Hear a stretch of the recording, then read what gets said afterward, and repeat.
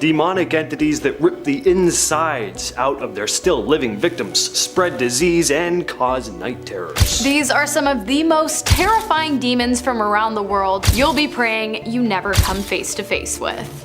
Who do you have to blame when you're sick? Other than the person who got you sick, that is. Well, if you know anything about ancient Sumerian mythology, and like blaming demons for your problems, then a sag may be responsible for your 14th trip to the toilet in the span of a day. A sag is a pretty nasty demon, said to cause sickness. He's a hideous creature born from the underworld. So busted looking is he that his presence alone is said to make fish in the rivers boil, and one glimpse at the entity can cause people to fall sick and die on the spot. What's worse is that he doesn't come alone. He has an entire army of demonic offspring at his back. But how did he manage to procreate, being that people can't even look at him without dropping dead? Well, Asag didn't make love with people. He had his offspring with the mountains themselves, all the mountains in the world. So his sons and daughters are part hideous demon, part hideous rock creature. If you've ever seen Game of Thrones, I have a feeling you're gonna like this next one. It's called a Dger, and honestly you'd have a hard time convincing me that it wasn't the inspiration behind White Walkers. The demon comes from Nordic folklore. It's an ancient undead monster known to rise up from its grave and attack the living. Oh, and it's most active at night and in the winter. Sound familiar? When a person dies and is buried in the ground, it is believed that they will turn into a Dger if they either practiced black magic, were executed, died an accidental death, or were buried outside a churchyard. I know, it's a broad spectrum and it doesn't make a lot of sense, but that is the criteria according to the Nordic folklore. Along with attacking the living, Dgers have been known to climb onto the top of people's homes and stomp on their roofs to keep them from getting a good night's rest. If a person inside the home becomes restless and decides to leave their house, this demon will kill them. Quite easily, might I add, because they are incredibly strong. When there are no humans around, these Game of Thrones-esque zombie demons have also been known to eat livestock and tear apart fences and barns. Oh, and one more thing, the only way to kill them is to cut their heads off, burn them, and then scatter their ashes in the ground. It's a process, but probably worth it considering how aggressive these particular demons tend to be. The Aitar is not an entity you want to run into. Much like a sag, just the sight of her alone can cause you to drop dead. Aitar comes from Finnish mythology, known not only as the devil of the woods, but the mother of the devil himself. Aitar is incredibly ugly and evil, spreading diseases and pestilence wherever she goes, and she often takes the form of a serpent. She's accompanied by them as well, and some stories even say she can control them. Snakes come up a lot in ancient myths about demonic entities. Unsurprisingly, people still fear snakes today, but especially back in the day, snakes were often seen as symbols of evil and poison in cultures across the world. People in ancient Finland believed Aitar could bring bad luck and misfortune just by being near. She was blamed for all sorts of problems, from poor harvests to outbreaks of sickness. If things started going wrong, it was said that Aitar was probably lurking nearby, making life difficult just for the sake of it, as demons do. In Japanese folklore, there is something called yokai, which directly translated means strange apparitions. They are a class of supernatural entities and spirits whose behavior can range from benevolent and kind to mischievous, all the way to malevolent and incredibly dangerous. One such malevolent and dangerous yokai is the Rokurokubi, the apparition of a woman with sharp teeth, a taste for human flesh, and a neck that can stretch out of her shoulders and slither around the room like a 50-foot long snake. One nurse, we'll call her Jackie, shared an encounter with a Rokurokubi, claiming that she had been attacked by one while working at a hospital in Japan. One night, one of Jackie's patients called her over to say that a woman wearing a red kimono had been standing beside her bed the whole night, but she couldn't see the woman's face because it had been covered with long black hair. The next night, a different patient told Jackie almost the same thing, except this time, the woman's neck was stretched up so high that her head was touching the ceiling. The nurse wasn't convinced, and the hospital wing she was working at was pretty much empty, so she decided to lay down for a quick cat nap. She awoke to a phone call from her mother in the middle of the night who said, "Honey, are you okay? I had a terrible dream that you fell asleep at the hospital and a creepy woman was watching you as you slept." Upon hearing this, Jackie dropped her phone, and when she went to pick it up, she saw 2 feet underneath her bed. And when she looked up, the outstretched neck of a woman smiling from ear to ear with dead eyes and razor-sharp teeth. I guess Jackie fainted because the next thing she knew, she woke up surrounded by hospital staff. She quit her job that day and hasn't returned to the hospital since. And honestly, I don't blame her. I'm covered in goosebumps just from reciting the story. I couldn't imagine living it. Now, we can't talk about demons without mentioning at least another yokai. There are tons of these creatures and entities that fall under the yokai umbrella in Japanese folklore. They include demons, ghosts, monsters, and there's loads of types of each. The Enko are river-dwelling yokai, resembling monkeys. Don't let their appearance deceive you into thinking the worst they'll do is play a little trick on you though. These are some violent, sadistic animals right here, and tales about them get very graphic. Enko are said to live in rivers and along the seashore. They're kinda like Kappa, who are more like turtle creatures, but these ones are way worse. They're excellent swimmers, and if you happen to come across one while taking a dip, it's probably gonna be game over for you in the worst way. See, these creatures love eating human liver, fresh human liver. Their method of obtaining it, shoving their arm right up their victim's rear end and pulling it out. The worst rectal exam you'll ever receive. Have you ever woken up in the middle of the night only to discover that you can't move your arms or legs?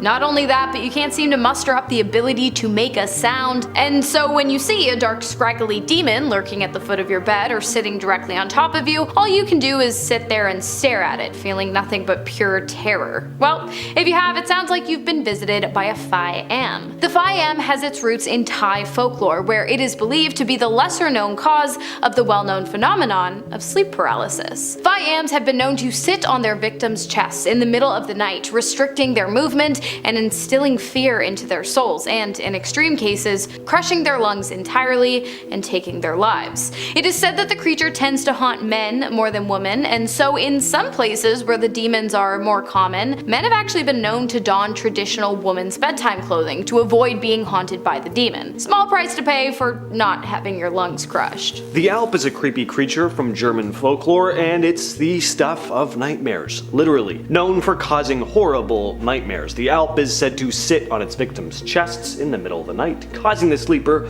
to wake up in a panic, unable to breathe or move as they're crushed under the weight of the creature. Yes, this is another sleep paralysis demon. The Alp is usually described as a small elf-like being, but it can shape-shift into other forms, usually animals like cats, dogs, or snakes. It's also said to sometimes ride a horse. The Alp also wears a special cap that gives it the power to become invisible, sneak into people's homes unseen. This is just another one of the many demonic entities people used to try and explain sleep paralysis back in the day. And when people would wake up feeling terrified, unable to move, with a heavy pressure on their chest, having a hallucination of something sitting on top of them or lurking at the foot of their beds, it's no wonder people thought there were malevolent demons roaming around in the night. I can only imagine how horrifying it would have been to grow up around this time. I mean, I've had sleep paralysis, and if my mother told me that it was thanks to a demon, I would just never go to bed again. The Mongolian Deathworm demon is honestly just gross. It's gross. It's gross to look at, it's gross to think about, and yet here I am talking about it to you because I respect you enough to know that you are brave enough to handle the gross demon worm. And I'm proud of you for that. Now, while many zoologists believe that the idea of the Mongolian demon worm comes from an exaggeration of real snake and worm sightings, Mongolian locals to this day claim otherwise, and many of them say that they have actually seen this giant creature for themselves and just narrowly escaped its vicious attack. You see, Mongolian deathworms are said to have a large circular row of incredibly sharp teeth and venom that acts like acid. My advice, if you're in Mongolia, avoid the desert, and maybe you will make it out alive. This demon is about as evil and demonic as a demon can be. Lamashtu, another demon from Sumerian and Mesopotamian mythology. An entity with the head of a lion and long, sharp talons and claws like a bird. Lamashtu really doesn't have any redeeming qualities. Some of her hobbies include, but are not limited to, messing with women while they're pregnant, kidnapping newborns, sucking out men's BLOOD, infesting rivers and lakes, spreading disease and sickness in general, ruining crops, and giving people nightmares. Lamashtu was so terrifyingly evil that people would often try to ward her off with the help of another demon, Pazuzu, Lamashtu's arch nemesis, the Batman to her Joker, the He-Man to her Skeletor. The list goes on, you get my point. Imagine, you're walking home one night, it's dark, and you're all alone. All of a sudden you look up and realize you're standing face to face with the most beautiful woman you've ever seen. She has piercing eyes, shiny black hair, and then she starts to smile, exposing 2 rows of red-stained, razor-sharp teeth. You fall backwards to see that something is missing. Her body. This woman isn't a woman at all, just a floating head with half a neck and a trail of guts and organs hanging out. You have stumbled across a Karasu hungry for human flesh.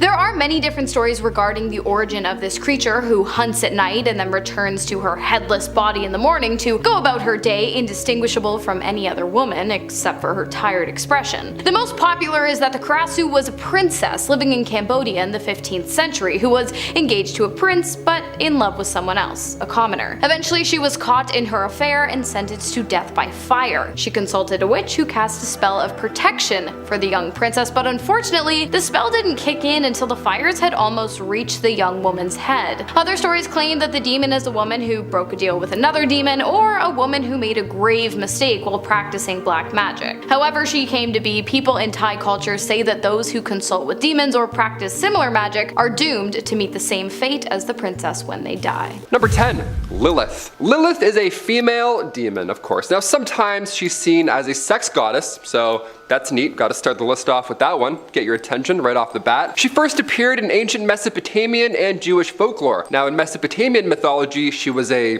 winged demon who preyed on pregnant women. Not so fun, that version, not that fun at all. In Jewish tradition, Lilith was believed to be Adam's first wife before Eve. Scandals. Who, rumor has it, refused to submit to him and then left the Garden of Eden to hook up with a demon instead. Yeah, nice. That story's way more badass. Let's do it. I like that version more. That one feels like a Thor installment more than anything. Over time, Lilith's story became associated with other beliefs. Today, it's actually kind of funny. Today, she's a feminist icon in modern times, which, you know what? After saying all that, I have to agree. It's pretty badass. Lilith remains a prominent figure in various forms of literature, art, and pop culture. Now, if you ask Siri about Lilith, it's really 50-50 on which story you're gonna get. Sex goddess or demon betrayal?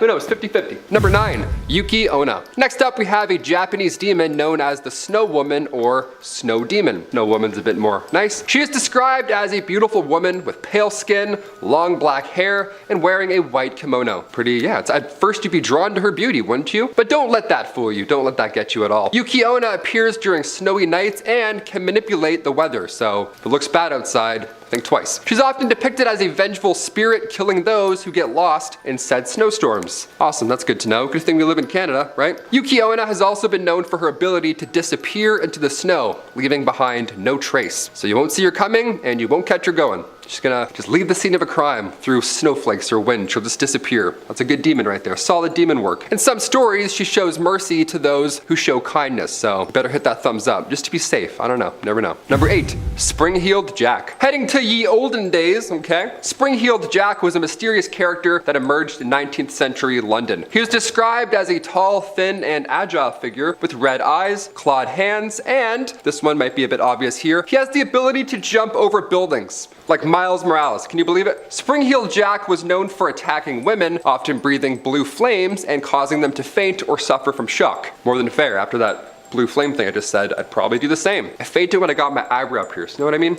I'd definitely be asleep after that. His identity and motives, of course, remain unknown, with some theories suggesting that he was a supernatural being or an escaped criminal. Many actually believe this was the infamous Jack the Ripper. Spring-Heeled Jack, Jack the Ripper, you know, obviously they're gonna get confused. Spring-Heeled Jack became a popular figure in Victorian literature and folklore, inspiring numerous sightings and stories. So if you see anyone leaping over your buildings, just comment down below. Number 7, the Jersey Devil. The Jersey Devil is a creature of American folklore that originated in the Pine Barrens of New Jersey. You've probably heard of this one, hopefully, maybe not. It's described as a winged creature with a horse head, goat horns, bat-like wings, and a forked tail. Yeah, sounds a lot like the devil. Sounds like the devil, if I'm being honest. According to legend, the Jersey Devil was the 13th child of a woman named Mrs. Leeds, who cursed the child before its birth. Classic unlucky number 13, you got it, right? The unlucky number 13 and then the curse, why, that's double trouble right there. The Jersey Devil is said to terrorize local communities, with sightings reported for over 250 years. It's a long time. Despite many attempts to capture the creature, it remains a mysterious and elusive figure in American folklore. Who would want to catch this thing? That's my question. Sounds like the exact creature I want to avoid, if anything. The Jersey Devil and gorillas, two things I'm gonna always avoid no matter what. Gorillas are so strong. Number 6, Leviatar. Ah yes, the goddess of death and pain, according to Finnish mythology. She's also known as the Lady of the North, which sounds like a character from Game of Thrones. That's a little bit more nice. But she was a little more haunting than the Red Witch, I'll tell you that for free. She's believed to be the daughter of the god of the underworld, so hot start in the family right there. Leviatar is described as a tall woman with pale complexion, dressed in all black clothing. Of course, could have guessed it. And she's associated with disease, plague, and suffering, and is said to have given birth to 9 diseases. 9, not 2 or 3, 9. Why any at all? Come on, that's crazy. Leviatar was feared and respected by the ancient Finns, and offerings were made to her in times of illness or calamity, because of course, she makes 9 plagues. Her influence can still be seen in modern Finnish culture and folklore. Again, creating 9 diseases. Yeah, we're gonna talk about her for a bit. It's pretty rude. Number 5, Apus. Apus is the name of the meteor that might destroy Earth, so this is rather fitting. Apus was an ancient Egyptian god associated with chaos, darkness, and destruction. Those 3 things you always want to be associated with. He was depicted as a serpent or dragon and was believed to be the enemy of the sun god Ra. Of course, there's one evil, there's always one good. Let's fight. Ancient Egypt. Moon Knight, Season 1. Apus was thought to reside in the underworld and attempted to prevent Ra from completing his journey throughout the night sky. Which, I mean, what a nuisance, right? Hate when that happens. Trying to get to work and Apus is getting in my way, getting all up in my shit. So annoying up there in the skies. Sky traffic. The ancient Egyptians believed that Apus needed to be defeated in order for the sun to rise each day. So they performed rituals and spells to do so. To protect Ra and ensure, the continuation of the world and that the sun comes up. It's rather important. Apus remains an important figure in Egyptian mythology and has been the subject of many artistic and literary works throughout history. Because, why, of course, who doesn't want to paint a demon dragon from ancient Egypt? Yeah, I'll study that instead of, we 3 kings in school. I'd rather do that any day. Number 3, Krampus. Krampus. I'll say it like that, like a little England scholar. Krampus. There we go. Not the scariest movie, but the Krampus is quite haunting. In real life, that is. Krampus is a demonic creature from Central European folklore who accompanies St. Nicholas during the Christmas season. How fun is that? Santa's little helper. We love that. He's depicted as a horned, hairy creature with a long tongue, fangs, and chains. Chains? Man's got ice, apparently. Thank you, Santa. Krampus punishes the accused, or the naughty, by whipping you or abducting you in a basket on his back. Yeah, he may hit you or he'll take you back to the North Pole forever. Again, 50-50, who knows? From then, you'd arrive to his lair in the underworld where, well, as you may have guessed, you were probably never seen again. Krampus is believed to have originated in pagan traditions and was later incorporated into Christian folklore. And today, it's a movie with Adam Scott. It's okay. It's like a 6 out of 10 at best. Number 2, Incubi and Sucubi. Great names. Here we go. 2 for the price of 1, just because I'm feeling nice and it's a Friday today. Happy St. Patrick's Day, by the way. Don't drink green beer. That's gross. Just leave it as is. That's fine. Incubi and Sucubi, these 2, they were a naughty little bunch. These supernatural creatures are from various cultural and religious traditions. They're often described as demons that prey on humans while they sleep. Yeah, say goodbye to that beauty rest. No way you're getting 8 hours. Not with these 2. Incubi are male demons who visit women in their dreams, often for, it's gross, but for sexual purposes, while succubi are female demons who visit men in their dreams. It's like the Bonnie and Clyde of confusing dreams. You know what I mean? You're gonna wake up and like, oh, I don't know what happened. In some traditions, they're believed to be the offspring of fallen angels and mortal women. Now, the legends of incubi and succubi have actually been used to explain sleep paralysis, so I hope that didn't just ruin your day. Definitely ruined mine while I was typing that in. His and her demons. How cute is that? Hit that thumbs up. Let's stick around for love, for pairs, even in the demon world. Number 1, Baphomet. Baphomet is a deity that originated in medieval European occultism and has since been associated with various mystical practices because, he just gets around. It's just that good, I guess. Baphomet is typically described as, well, you'd guess, it's got the classic winged humanoid figure with goat head and horns look. But here's where Baphomet stands out from the rest and why he's got to sit at number 1. They're often seated on a throne with an inverted pentagram symbol. It's Sounds a little familiar, doesn't it? Baphomet has been associated with various occult concepts such as the union of opposites and the pursuit of spiritual enlightenment. Yeah, in modern times, Baphomet has been adopted by various groups and movements, including that of Satanism and the occult, because yeah, we recognize this guy right here. He's the OG. The earliest reference to Baphomet is a letter written by a French crusader in 1098. So I don't know where he saw him or what happened or what kind of conversation they had, but guy to journal it right after. So keep an eye out if you see any demon humanoids sitting on an iron throne. Watch out for that guy. For sure, watch out for that. And watch out for me in the future on this channel. Hit that thumbs up, subscribe. I've been your host, Taylor McWaters. I'm gonna keep moving my hands while I talk, and we'll see you next time on Most Amazing Top 10. All right, bye.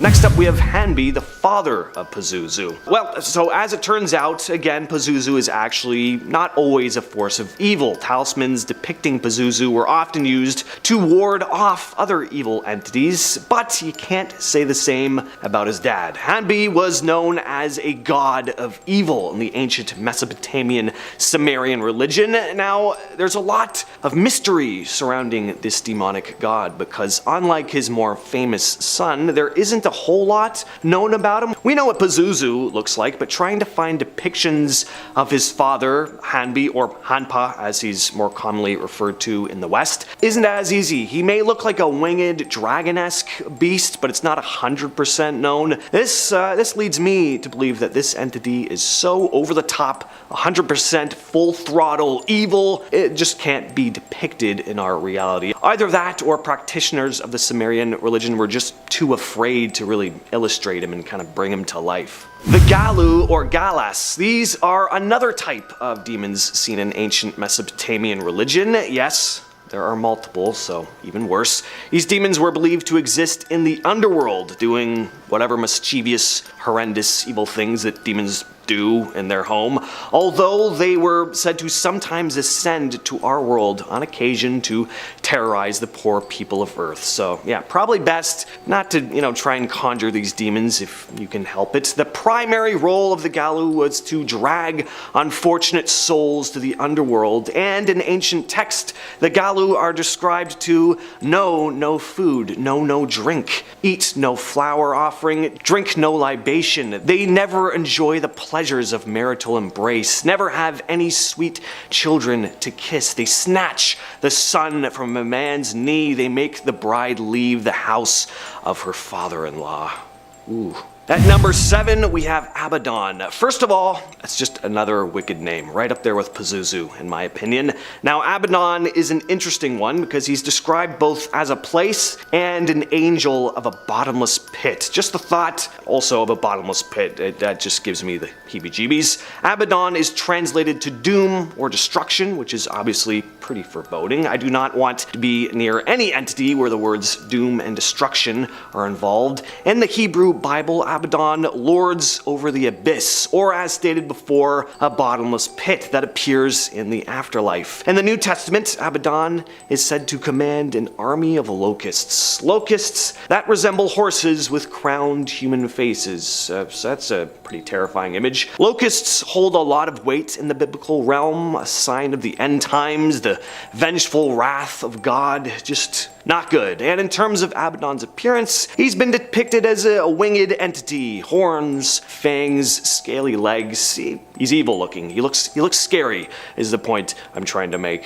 Belphegor, and I'm not talking about the awesome metal band. Belphegor is a demon mentioned in Christian demonology. He's a representation of one of the 7 deadly sins, that being sloth. Many demons in Christian mythology attempt to entice unwitting people into committing sinful acts or leading unfulfilling lives just in general. This demon is said to tempt its victims through laziness. In that way, I feel like most of us have Belphegor whispering in our ear almost every day, especially Monday mornings. This sleepy demon is depicted in a pretty classically archetypal style. He's got horns, a tail, long goatee, claws, pointy ears. He's just your classic devilish entity. But if you find you have a hard time getting out of bed in the morning, or are prone to procrastination, or just general laziness, you may want to second guess inviting this guy into your life in any form. Let's take our demonic journey over to Germany for a moment to discuss Mephistopheles, or Mephisto. Mephisto is pretty prominent in German folklore, known to be cunning, manipulative, and is associated with the devil himself.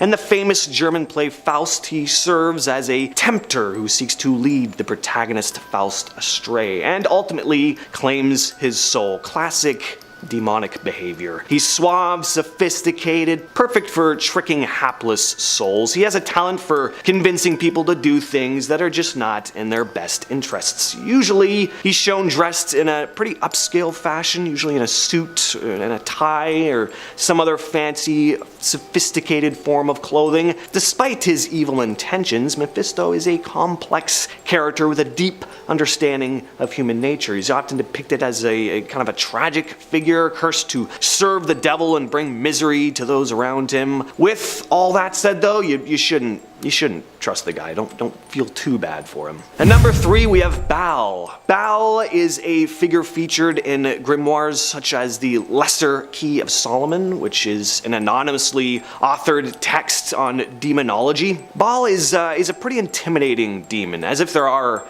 any demons that aren't intimidating, but what makes Baal especially frightening is that he's said to rule over 66 legions of demons. So there's a good chance if this dark entity was ever brought forth, we'd have whole armies of other demons on our hands as well. Aside from his massive demon crew, Baal also possesses powers of his own. Invisibility is his primary special ability, which he's also able to grant to others, which some might see as a positive, but imagine just suddenly becoming invisible. I don't know, I think that would kind of suck. When it comes to Baal's appearance, it's pretty varied. This is a hard demon to spot, even aside from his power of invisibility, which makes him even more terrifying. He's said to take on the form of a cat, a toad, a man, or if he feels like getting a little weird and creative, he can just appear as a combo of all three, which is probably the last form I'd ever want to see this guy take on. The image of that is actually even more disturbing than your more archetypal, standard horned, winged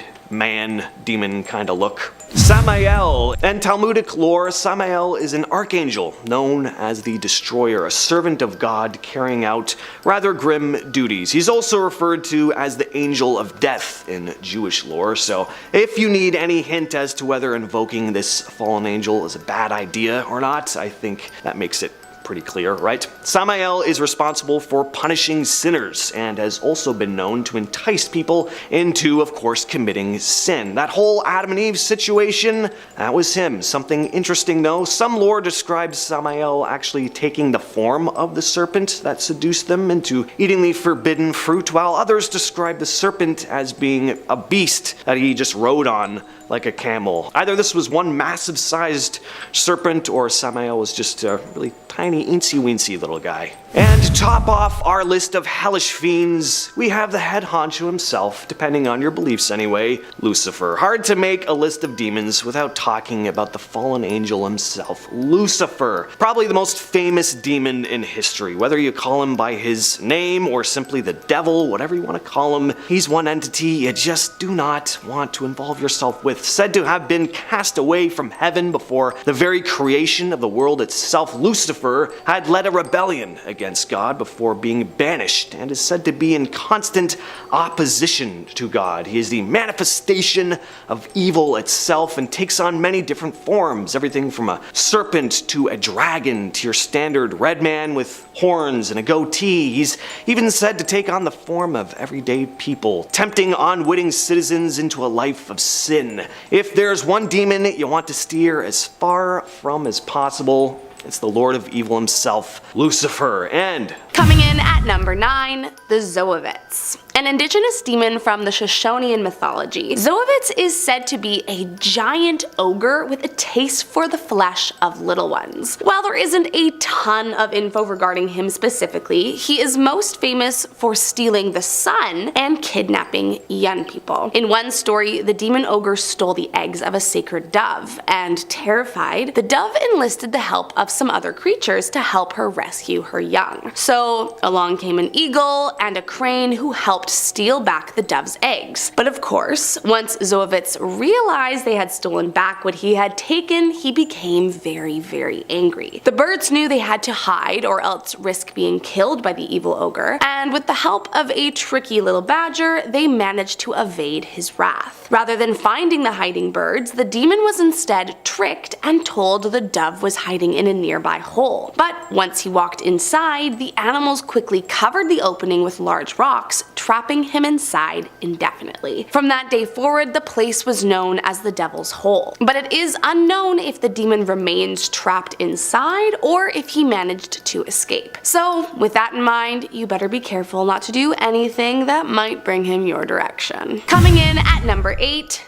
the Kappa. Described in Japanese folklore as being a half-reptilian, half-human monster with green skin, webbed hands and feet, and a turtle-like shell on their back, the Kappas are vicious creatures known to attack a swimming victim when they least suspect it. The good news is that they usually are looking to steal a mythical organ called the Shirikodama. But before you get too relieved, it doesn't really seem like they care if it exists or not, and they are known to perform all different kinds of malevolent deeds to try and get their hands on it. Kappas are known to try and drown people and animals, kidnap little ones, eat the flesh of humans, and even commit SA on female victims, all to get their precious Shirikodama, which they believe is found in your butt. What's potentially most interesting about these horrible little creatures, however, is they are not always out to kill. In fact, they're only said to become harmful when they are not respected as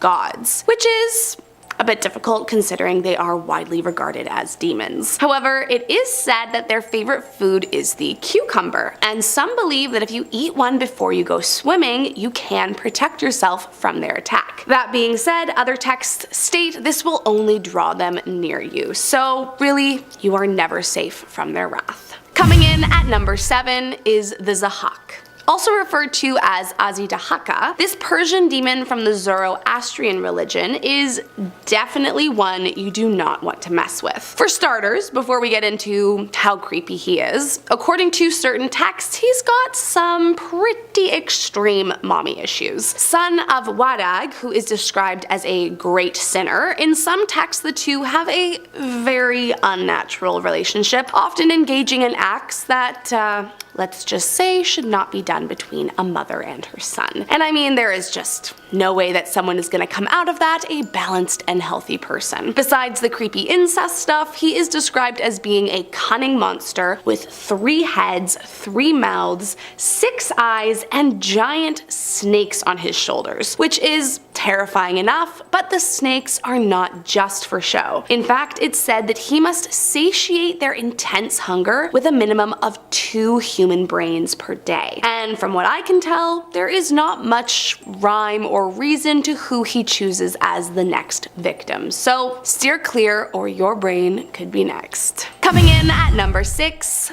Pazuzu. Popularized in the 1st millennium BCE, Pazuzu is a Babylonian demon from the underworld who is believed to possess the capability to bring great damage to our world. Son of Hanbi, the king of demons, Pazuzu was given the power to control the west and south winds, which could bring the entire world into famine during the dry season or cause a massive storm of locusts in the rainy season, neither of which sound like great options if you ask me. Often represented as having large bulging eyes, a canine face, a scaly body, large talons, and enormous wings, what's interesting about this demon is that he's sort of viewed like a double-edged sword, meaning it was believed that because he had great power to harm, it was also believed he was equally capable of protecting one from the very danger he presented. That being said, you must be careful when making any kind of deal for protection with a demon demon. After all, they do not have the best track record. Coming in at number 5 is Dakini. Found in both Hinduism and Buddhism, Dakini is a demon, or rather a race of female demons known to devour and feast on the flesh of humans and our vital essence. That being said, Dakini is a tad bit more complicated than that, depending on what texts you are referring to and what time period you're looking at. In some texts, rather than a demon, Dakini is viewed as one of the goddesses of the 6 chakras. In these later texts where she is viewed as more goddess-like, it said she was one of the 7 deities who guard another god, Varahi. These 7 deities drank and consumed the 7 essential ingredients of the body: the blood, skin, flesh, fat, bones, marrow, and the semen of enemies. And they were experts in diluting, slaying, paralyzing, striking, swallowing, and exterminating the wicked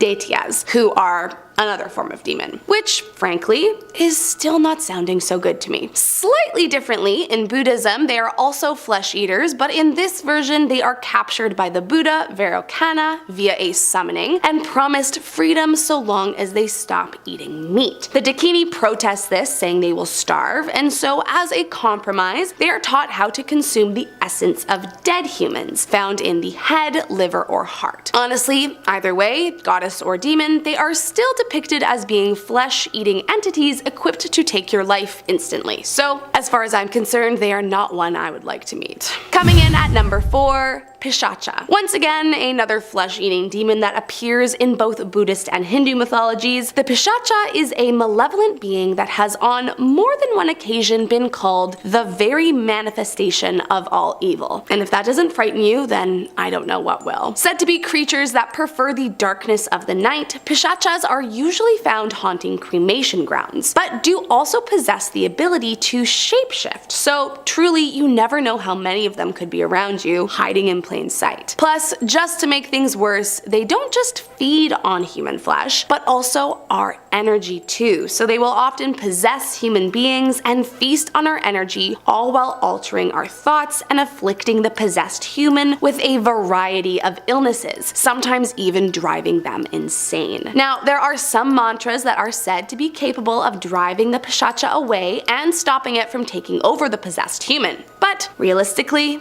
I don't even want to get to that point, so I guess that is just one more reason to avoid the cemetery at night.